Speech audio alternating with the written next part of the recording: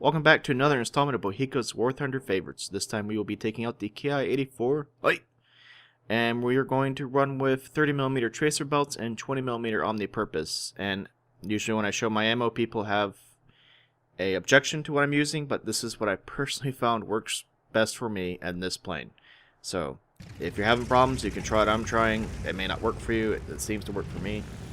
But we're going to take off here. This plane seems to have a pretty generous flight model, and I'll talk about that in a little bit. Play a little devil's advocate on that subject, but you can see it takes off at a really low speed, and then you can push it into a... Let's get out of this traffic here. I don't want to collide. That'd be pretty stupid to do early in the video. We can climb at a higher angle. I know I'm in imperial measurement because of America, but we'll just go with angles. You can start at about a 25-degree angle, and as you're slowing down, you can drop it to about 23, 20-degree angle, and so on. You want to climb at a slightly lower speed than you're probably used to, but this plane will chew through the altitude like biscuits. So, this plane is originally put into service in Japan Army, and it's meant for killing bombers. That's why it has a heavy armament, but you can kill anything in War Thunder.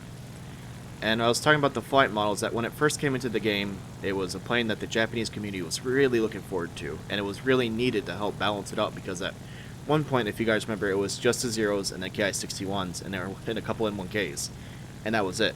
This adds another great weapon to the Japanese arsenal that was desperately needed. Why I'm playing this event, and this event is called... It's just an event that's Japan versus P-47s, P-51s, P-40s, and the B-17s. I've always mispronounced, and everybody I've played with mispronounces the shit out of this map. We always call it like Zenguzu or Zengazi or whatever. We're idiots. The correct way to say it, at least the correct way this American can say it, is Zhangzhou. And I probably messed it up. I don't mean any offense to Chinese culture. I just can't speak your language. So Zhangzhou is the best I can do. Please don't kill me. So we're going to climb here, and this is a plane, though, as I mentioned. Why I'm flying it in this is with matchmaking currently.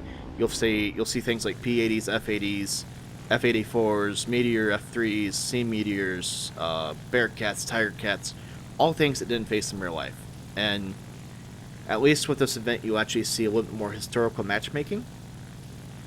And this plane can do perfectly well against all those jets and late war props or post-war props that I mentioned. But I like a little bit more historical accuracy here, and I thought it'd be better for this video. But two, if you're trying to level up your Ki-84s and get all the parts, this is the easiest event to do it in. But the flight model, back to the flight model. Why I say that this plane is overperforming, if you gave me on a test, Bohika, is the Ki-84 high overperforming, true or false, I'd say true. But, like I said, devil's advocate here.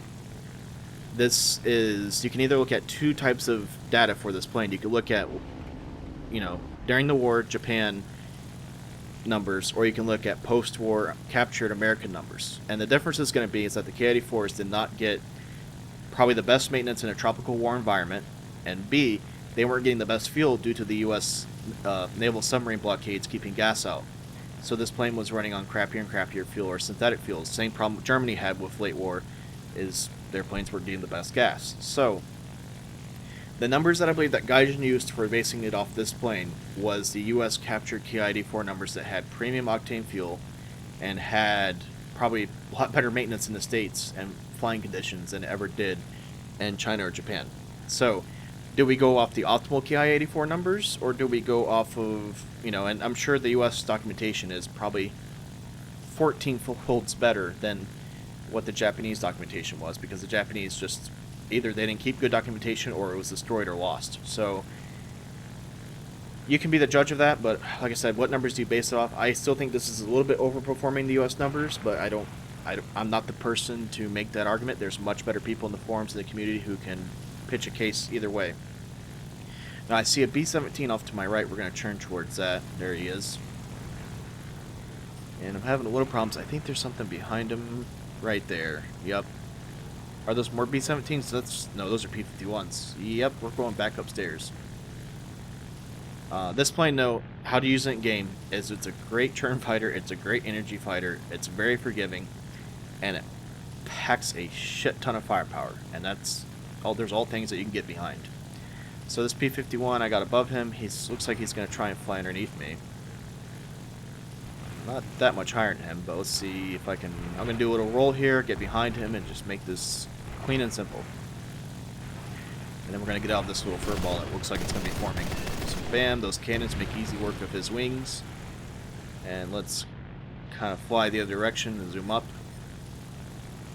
I don't want to get right back in their line of fire. So we got 2 Mustangs and B-17 down there, and then we got that P-51 to the left. I think we should just sit high. There's that P-51. He wants to go head on. I'm not going to let him do it. Even though I have superior firepower, I don't trust those APITs. One APIT to this radio and they'll just explode. So I try not to. He just got shredded. This is ugly for the Americans. Let's roll over to the left here and see if we can catch this P-51. Like I said, I just don't trust 50 cals hitting the front of my airplane and living. Ooh, let's see if I can catch this guy. There's no way in hell this guy's going to be able to outperform me in a dive, so I'm just going to stay on him. And he blew his wings off. He tried to do a little bit too high G of churn. Let's go. This is like...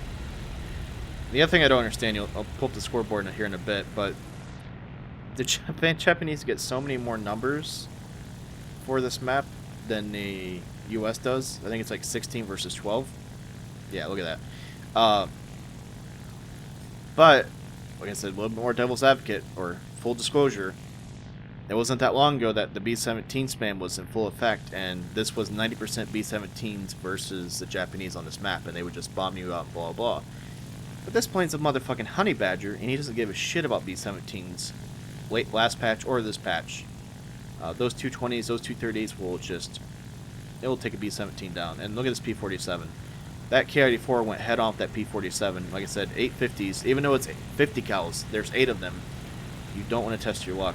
And I need to buy this P-47 a nice seafood dinner.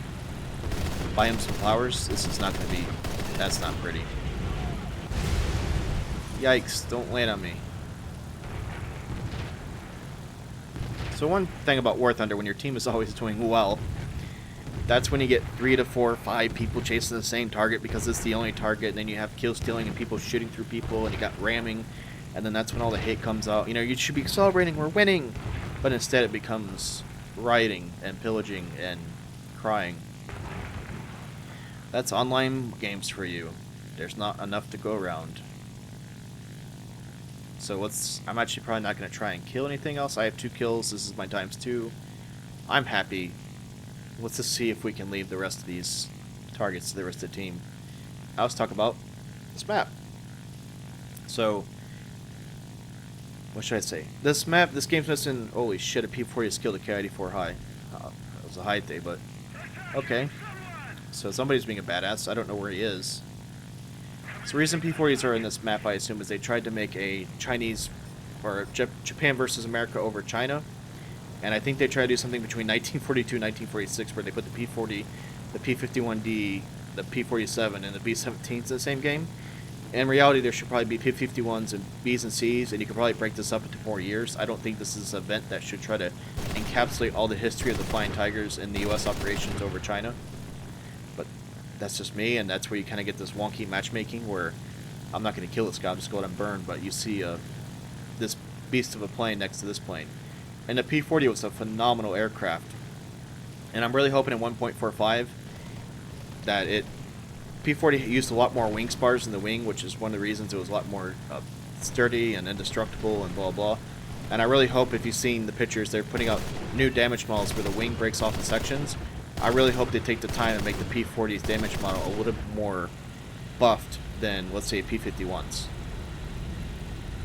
And this plane is an animal. I don't know where the last few Americans are. But also the P-51Bs and Cs are missing, and that's what the Flying Tigers are. They flew those for quite a while. Look at that guy go. And I should bring it up too, if you ever want to see a decent movie about this kind of conflict, which it's not really, I wouldn't call it a true war movie. It's more, it's a young Christian Bale in a movie called Empire of the Sun, which was made by, I believe, Steven Spielberg, which has a little bit of a P-51 America fuck yeah ending to it, but still a really great movie that deals about the China, U.S., British kind of war. It's the best movie I think I've seen that deals with that conflict, and it's kind of a classic. So if you've never seen Empire of the Sun, rent it. I wouldn't say, I don't know. For me, it's not a buy, but I'd say it's worth renting and watching. At least you get to see a young Christian Bale screaming P-51 cab out of the sky. Anyway, it was entertaining. This guy's gonna run. Look at that. You can't have a more American name than Shelby GT67. The only Shelby GT67 I can afford is a fucking Matchbox car. I'm pretty sure that's probably why that guy has that name. Not very many of those running around this earth anymore. Now, if he... Interesting. I would have zoom climbed if I was him. The Mustang... Now, this is one thing real quick. We'll mention Mustang. A lot of Mustang pilots always ask me, how do you fly Mustang? That's not it, okay?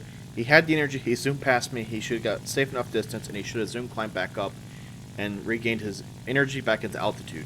The problem with the P-51, and this is something you need to understand about that, Packard Power Merlin is as a two-stage supercharger, and the first supercharger doesn't fire for another like 7,000 feet. And then the second stage will fire at about 22,000 feet, so another third, or you could call it, or 2/3 you need. So this plane is going to be overperforming, and I would eventually catch him down here. It looks like he's going to try for a head-on. What is he doing? Never mind, he's going head-on with that guy. Works for me, that's the end of the game. So, if you need to grind up your Ki-84s, this is a great event to do so.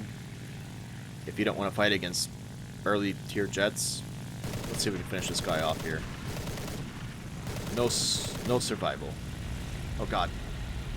I don't need that through my plane. We'll look through the rewards here in a minute. Like I said, if you're looking for the top tier best Japanese propeller plane, this is it for me. Close seconds A6 and 5s. Third would be the M1K. And if you haven't tried flying this plane, it's really worth something that's grinding for. Trying, and becoming good at. It's a very forgiving, very good plane. You'll make back your lines with it.